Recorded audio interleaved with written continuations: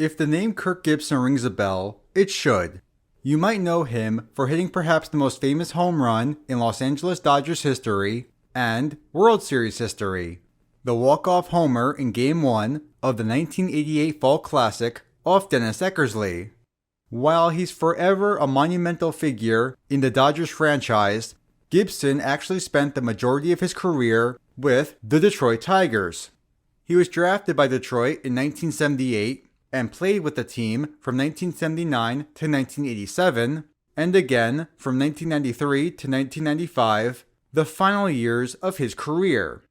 In total, 12 of his 17 seasons in Major League Baseball came as a Tiger. Mentioning all of Gibson's accomplishments and accolades as a Tiger would take an hour, but to name just a few, he won a World Series with them in 1984, was named the American League Championship Series MVP that year, and played in nearly 1,200 games for the club. After retiring as a player, Gibson has spent over 25 years working in the Tigers organization, either as a coach, broadcaster, and now assistant to the general manager.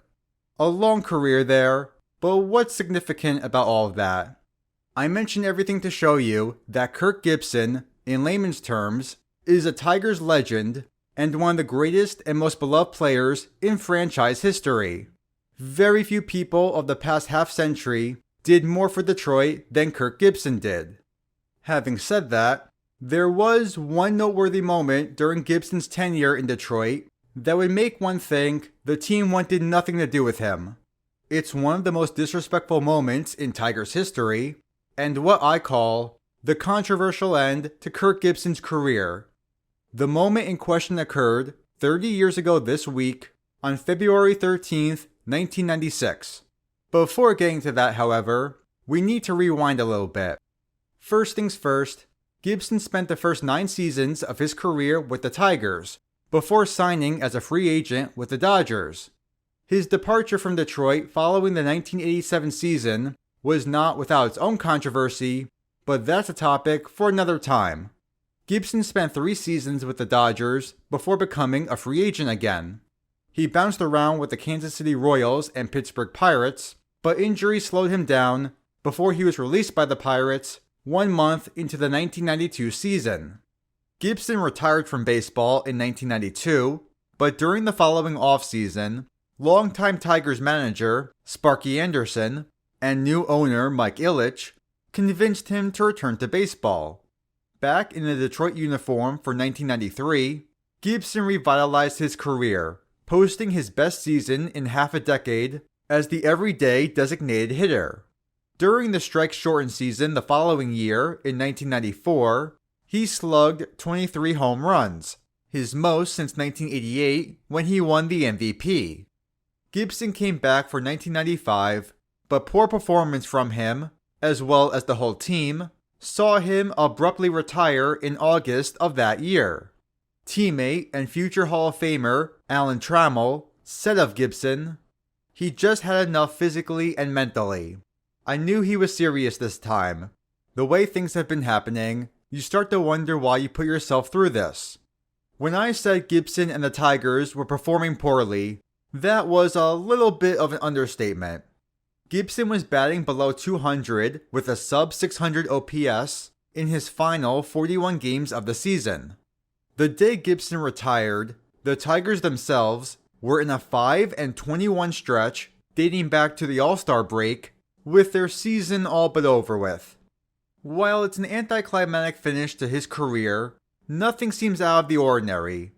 Gibson retired in 1992, was brought back by the Tigers in 1993, and spent 3 seasons with them until he retired again in August 1995.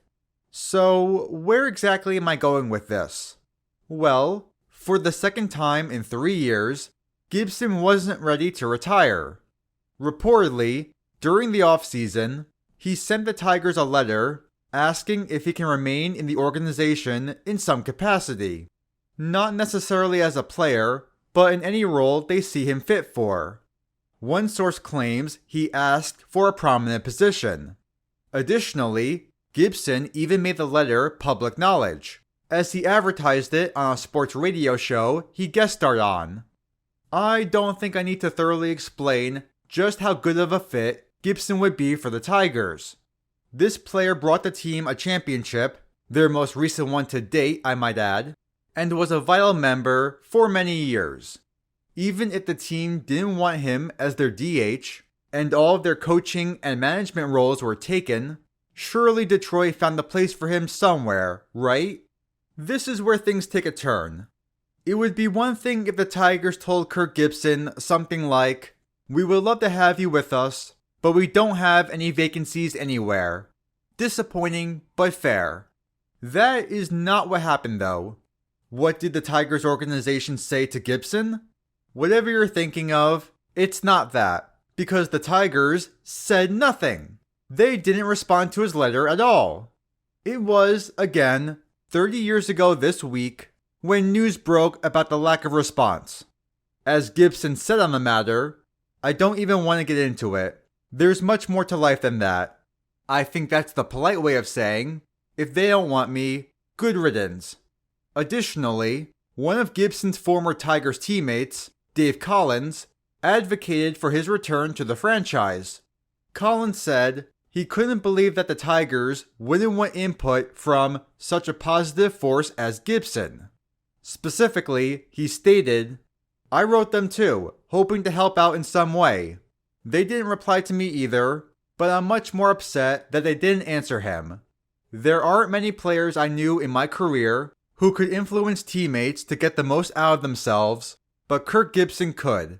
Baseball, not just the Tigers, would be better off if he was still in the game." Wise words from Dave Collins, but this all begs one question. Why did the Tigers ignore Kirk Gibson? Oh, you're gonna love this. When news of this broke, Tigers president John McHale Jr. said he wasn't sure why Gibson hadn't received a reply, but there were talks about keeping him involved with the team. McHale even went on the record and stated, "We're still interested in finding a role for him in player development, player instruction, or perhaps in the front office." Wait, so the Tigers didn't ignore Gibson? If McHale was surprised about the lack of response, that must mean he made some effort to reach out to Gibson, right? This is the funny part. McHale also said that he misplaced the letter. No, I am not making that up. His exact words were, "I did get a letter and I misplaced it." I'm sorry, what? The Detroit Tigers ghosted Kirk Gibson because they misplaced his letter? That might be the worst excuse I've ever heard. One of two things has to be true. Either McHale is lying or he actually did misplace it. If McHale is lying, that just makes this whole thing a terrible look for the Tigers. If McHale was actually telling the truth and he did misplace it, that means he knew Gibson reached out but still made no attempt to respond. If McHale received the letter, didn't open it, and did misplace it, why didn't he or anyone else in the organization, reach out? "Hey Kirk, I received your letter but seem to have misplaced it. Can you send me another one?" One sentence. John McHale could have mailed Gibson that one sentence, and this could have all been avoided. Knowing Gibson reached out and not responding is a bad move, sure, but not responding to Gibson and making an excuse on why he didn't respond? I have no idea what McHale was thinking. Wait a minute though.